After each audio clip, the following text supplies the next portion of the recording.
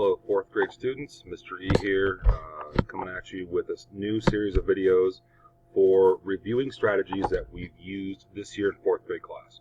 So the purpose of these videos is to give you and your parents some support at home, to give some reasoning and rationale as to why we do it this way, and to kind of help get you guys set up for 5th grade. So first, the 4th grade strategy we're dealing with today is multiply with area models, 2-digit by 2-digit numbers. So first, why an area model? The top 5 reasons. Develop understanding of the value of numbers and how they're multiplied. Build understanding across different areas. It's less about memorizing instead of process.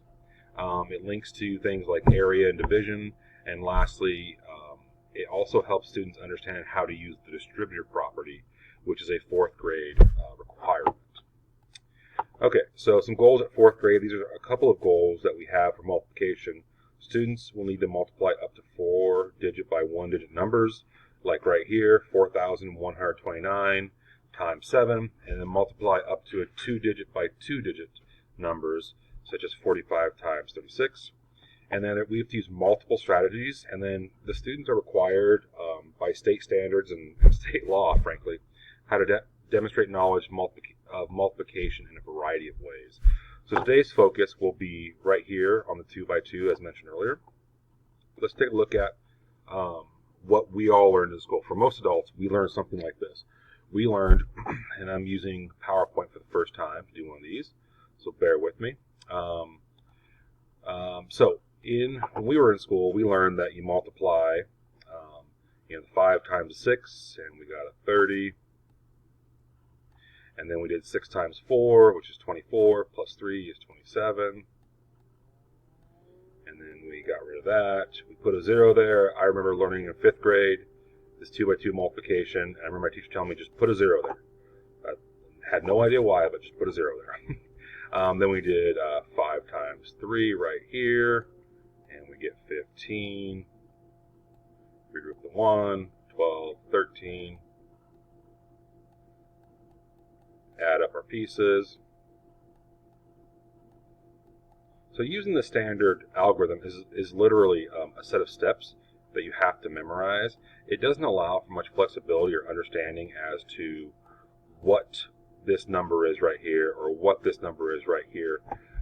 So as we're filming, or as we're doing some of these, I'll talk about some of the shortcomings of it. But this process was put in place. I learned this way back a long time ago from one of my teachers, that we learned this process. It was a shorthand way for accountants to keep track of multiplication in a small space.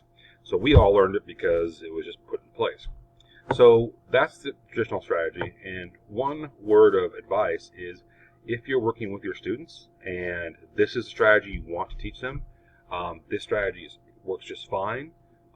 It's actually what the students need to get to. The students need to be able to do this at some point. But that point is 5th grade, not 4th grade. So at 4th grade, we have a little bit different strategy, and the strategy is using area models. So we're going to take those same two numbers, 45 and 36, and we're going to multiply them using an area model. Now, when we do this, we actually teach our students that once we learn how to use the area model, we can actually link it to things like earlier in the slide I mentioned, the distributive property of multiplication, and other areas like division and multiplication, or area models.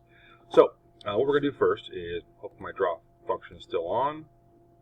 Okay, so what we're going to do first is we're going to take the 45 and we're going to use this model here, and we're going to break it apart into values. So we know that 45 is 40 and 5.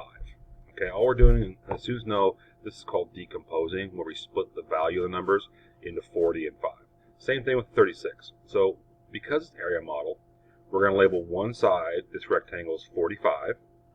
This side, the length of the model right here is 36. So we're going to decompose 36 into 30 and 6. Now at that point, that's all the work we have to set up our multiplication.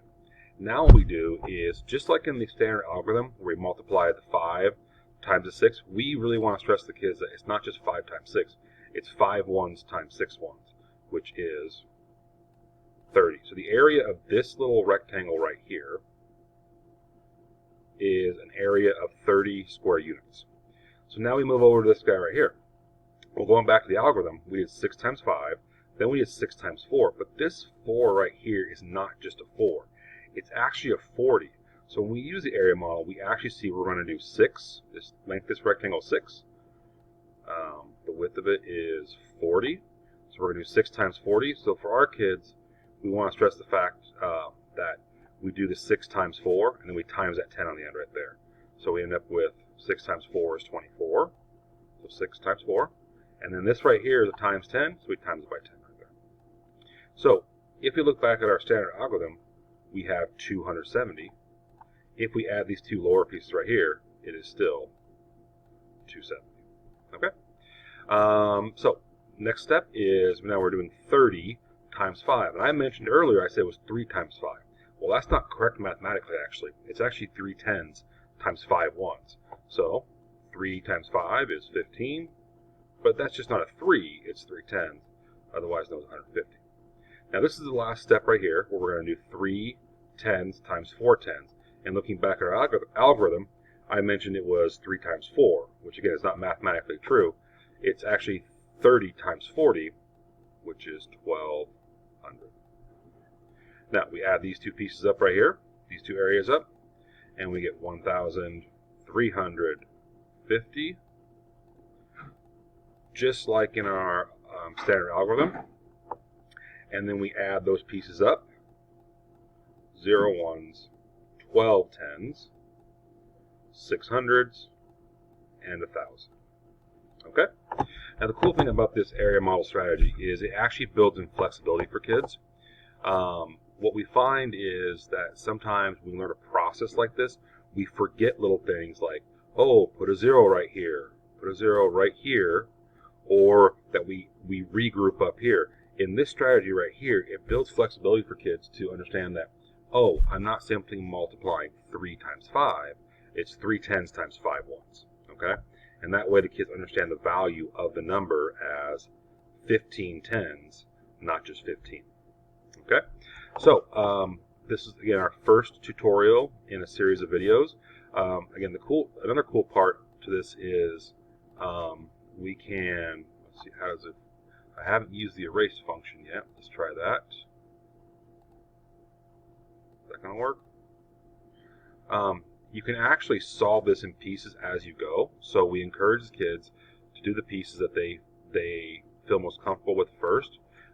Maybe kids want to add these two numbers. So 1200 plus 240, that would equal a 1440.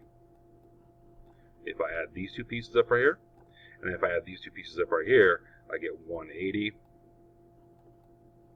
And again, building that flexibility and thinking on how to multiply a 2-digit by 2-digit. So right here, 12, we still end up at 1620. Okay.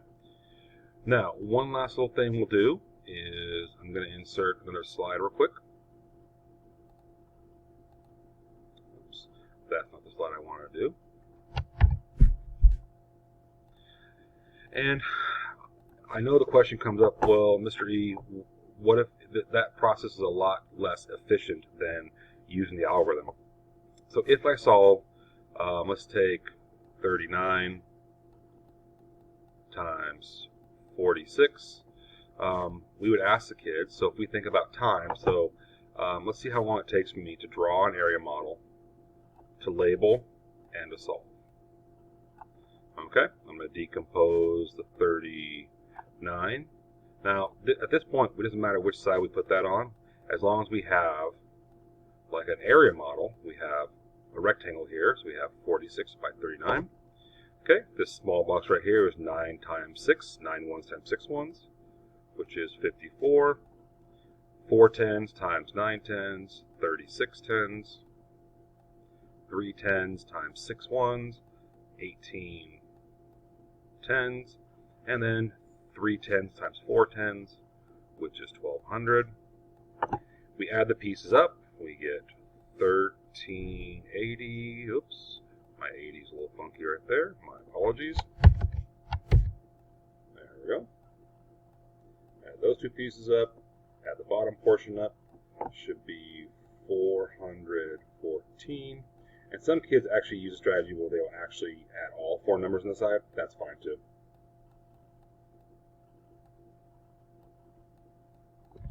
Okay, so that took me about a minute, about 70 seconds. The question always pops up, what about efficiency, Mr. E? What if it takes too long? Well, the idea is not doing 50 problems, all right. The idea is building understanding and knowing the values of numbers as you multiply. Okay, that's it for the first video. Subsequent videos will explore ideas such as 4x1 and 3x1 multiplication and division. So check them back soon. Have a good day, all.